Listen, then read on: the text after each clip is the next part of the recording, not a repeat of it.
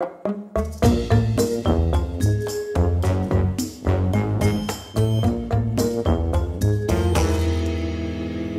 everybody, Z Garcia here, and today I'm going to be talking about all of the games that fell off of my top 100 games of all time from 2022 to 2023. So I've got about 15 games here. I'll be going through them in order from least embarrassing move I made to most embarrassing move I made, i.e. numerically from 100 all the way down. One or two of these are pretty surprising to me when I looked at the data, which I had not done until I got ready to do this video, but hey, this is what it ended up being. So we're going to kick it off from the very top here, number 100. So number 100 fell off, and that was On Tour. And again, these numbers that I'm telling you here are all last year's top 100, not the latest top 100. So On Tour fell off. It's a roll and write that I liked, but it certainly, I think, took a little hit from A, the genre being incredibly crowded, and B, the game itself having a really good app implementation. The app is great. It does a lot of the sort of heavy lifting that you need to do in the game for you. Trying to figure out which path is actually the optimal path, where you can mess up or not mess up. It's a tricky game to play well. The app helps, and again, the game is playing in a really crowded area, but obviously I still very much like it. And I hopefully don't have to say that for every one of these. Obviously, I very much like it still. Holds true for every game on this list. My number 98 is R Echo. It's a tiny little card game. It's a tricky one to keep in the top 100 because it does fall between the cracks, both literally, because it's very small, and figuratively, of course. But I do enjoy it very much, of course, like I said, and it is one that if I get it played enough in a year, if I kind of grab it and take it with me to conventions or get-togethers, I could see it coming back onto the list in future years. Because it is a lovely little game, but it is kind of quirky and it is a small little package. My number 97 is Cosmic Encounter. Cosmic Encounter is, again, another one of those games that does not make it to the table often. You need a big group. You need a dedicated group. People who are into that kind of atmosphere and feeling. And I haven't found myself playing this kind of game lately. I think the latest expansion could have possibly pushed it back onto my top 100 because it enhanced a bunch of things that have been introduced into the game. But I haven't played that expansion. I haven't picked that one up. It's a pricey expansion. I'm not sure if I even will pick that up. And not that I, not that you need to. Again, I'm kind of reviewing here pretty much the base game. Just as good. It just didn't come to the table. And I think this is one that is even more demanding of who plays than a lot of these other games. My number 95 is Endeavor. Endeavor is a great, solid Euro-style game. Absolutely can see it coming back onto the list. I do find myself a little underwhelmed by the extra stuff that they added to this latest printing of Endeavor. Though the main twist being these sort of panels that you put out and give you different ways to score and new things that can be unlocked. I find myself not really pulling those out of the box whenever I play Endeavor. So I think that's going to hurt it a little bit. Some games that get reissued get a bunch of extra stuff, and those things sometimes are fantastic. You can't imagine how you used to play without them. For Endeavor, the game is so incredibly clean that I feel that stuff might be maybe one step too far for most sessions of Endeavor. So I'm not sure this one will come back on, but again, I'll say it again, I very much like it. Number 93 is Sheep and Thief, and this one I have very much cooled on. I still like Sheep and Thief, and the reprint, I played the original printing of this, was the original Japanese printing, very tiny little game with a lot of charm. Little sheep pieces that were just sort of cotton balls. They were adorable little things. And so the whole thing had a really handcrafted, charming look. The reprint from Pegasus, I believe, Pegasus Spiele, is a much more professional production. It's very cute. It lost a little bit of that handmade feel, but it's still very attractive and neat. But I've definitely kind of cooled on it. I think the path and the sort of card drafting and then path creation with laying down cards as tiles is no longer feels as innovative, I guess, or as clever or as punchy as it once did for me. Number 91 is Seven Wonders Architects. Seven Wonders Architects, great game. One that I have not played since it sort of came out and made a big splash, and it is such a neat design that plays so quickly, but it's fighting against older, beefier, just stronger brothers, siblings, I guess. Seven Wonders is still fantastic, still in my top 100. Seven Wonders Duel, even more fantastic, even more in my top 100. That's a thing, yes. So Seven Wonders Architects did suffer a little bit from that, and just the fact that I haven't played it. It's also one that it's so much about sort of introducing people to the hobby that I haven't been doing that a lot lately. So this one, you know, and I don't own it, but this one didn't make it onto the list. My number 90 was Libertalia. I think for me, Libertalia in my mind took a hit from the reprint. The Gale, what is Libertalia? Gales of Windcrest or some such easily rolling off the tongue kind of name. Because I like Libertalia a lot. I still do.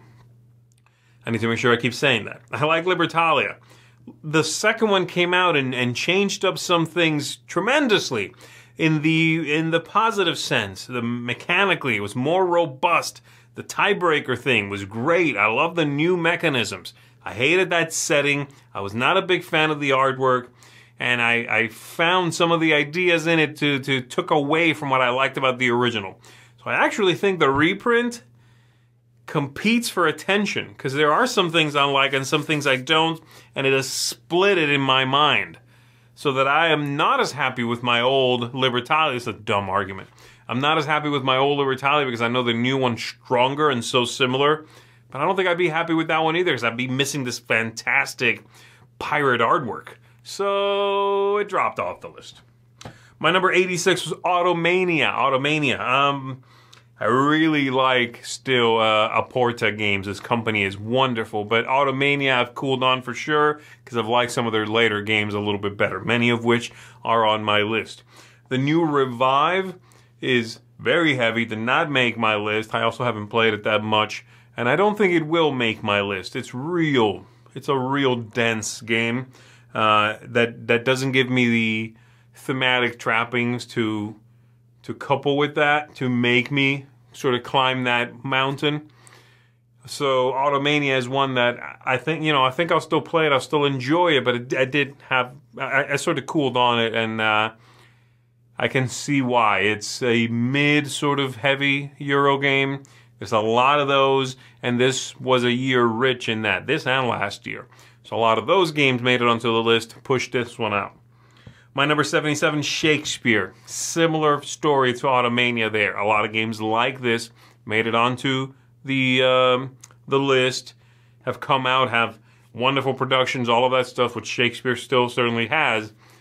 But they're a little cleaner, and they're a little more punchy, they're a little easier to bring to the table. Shakespeare's still a tricky one. And that expansion that came out for Shakespeare, the Backstage expansion, while mechanically it's really neat, I would even say it's like borderline essential. That expansion, it does make the game that much harder to teach. It's a whole other thing you need to deal with now. A whole bunch more cards you need to look up a reference for. So that helped and hurt. It helped the game be a better game. It hurt its chances to make it to the table. And that matters. Number 72, and we're starting to get now into the more embarrassing things here. Things that dropped off the list that are pretty high. Number 72 is Saint Malo. This one I don't feel too bad about because Saint Malo is one of the earlier roll and writes that came out that really sort of put that genre, in my opinion. I don't think it did widely. I think that was Ganshon Clever who kind of did that. But Saint Malo was one of the ones that really put that roll and write idea in my head anyway. And I thought, it's just fantastic when it came out. It's still very good. But it does a few things that feel now very old. Things like no interaction between the players, as in when it's your turn, you're rolling dice, I'm just sitting here. They've almost all done away with that by now. Almost every single roll and write has everybody involved all the time. So Saint Malo takes a hit for that.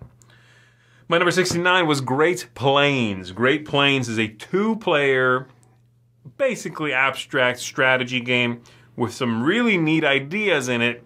The replayability, I think, is starting to show a couple of little things that I find myself continually doing that are, I guess, my preferred way of playing.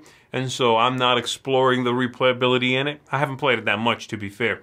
And I did play it this past year, and I enjoyed my teach of it. I taught it to Chris here at work, actually. And he enjoyed it, but I can see it being sort of just outside the top 100 because there are so many good 2-player games. And while this one is very interesting, there's no extra pizzazz to throw in once you've grown accustomed to its cadence. That's what I'm missing. Maybe a little something would spice this one up again. Number 65 is Arion. Arion is one of the Omniverse games, solitaire or 2-player co-op game. This one is somewhere in the middle of the pack for me at this point of all these games.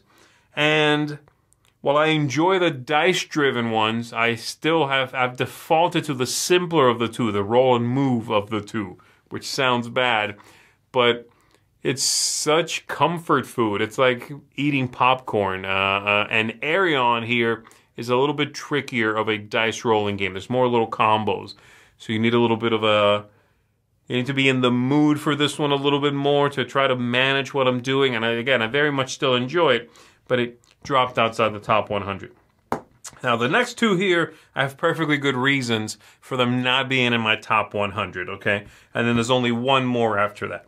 So the next two here are Kingdomino was my 62 last time. It's out. But that's because it was replaced by Kingdomino Origins that came onto the list at 94 for my latest top 100. And to be fair, that is a drop. And it's just because, again, I've kind of cooled on the game. I find it to be, it's not as dynamic, perhaps, as when it first made a splash in my mind. And I was still very much enamored with it. The one I'll tell you that I've cooled on the most is actually Queendomino. I had a weird, interaction with Queendomino. I like Kingdomino came out, but it was very obvious very quickly. There's not a lot of replayability here. It's going to get stale quickly. Queendomino answered all those problems, in fact. But it was kind of a bit fiddly to set up and deal with. So for me, right now, I only own Kingdomino Origins, which gives me sort of the best of both worlds. I like the prehistory theme, and I can play very simply, and it kind of is basically Kingdomino, or I can step it up and have some extra rules, which approximates Queendomino. Still not that much, though. And so that one's on my list. But yes, it's dropped a little bit. And then the next one was, my number 50 last time was Azul. That's no longer in my top 100, but I did have Azul Stained Glass of Sintra at 62. Very comparable numbers there. And Azul Stained Glass of Sintra is the only Azul now in my top 100. It is my favorite of the I should say 4, but 3, because I haven't played the new one. And I'm not dying to play the new one. I've heard mixed things. And then lastly, and this is the one that really hurts, I'm not sure what happened here. I have a suspicion, but I can't quite be certain. My number 36 last year was Cascadia. And that dropped off my list. And the only thing I can think of as to why it's no longer on my list is that there are a lot of nature-themed, animal-themed games, and I missed it. It fell through the cracks. I just taught this game. This is probably, in fact, from this whole list, the one I've played most recently. I just played it on our previous Dice Tower Cruise event, and had a great time. Played it, taught it, played it, had a wonderful time with it.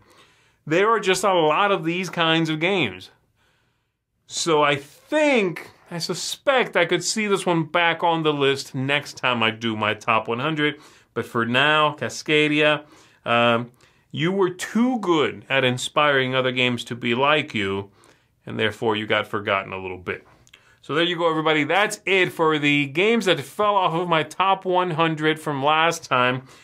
Hopefully, this helps you, I don't know, somehow. It helps you think about why I did the things I did. Or helps me explain myself as to why some of these games are gone. Let me know which ones I am ridiculously wrong on here, which ones absolutely need to make their way back onto my top 100 next time, and I'm going to get right on that, all right? My name is Z Garcia. Have a great day. I'll see you on the next one.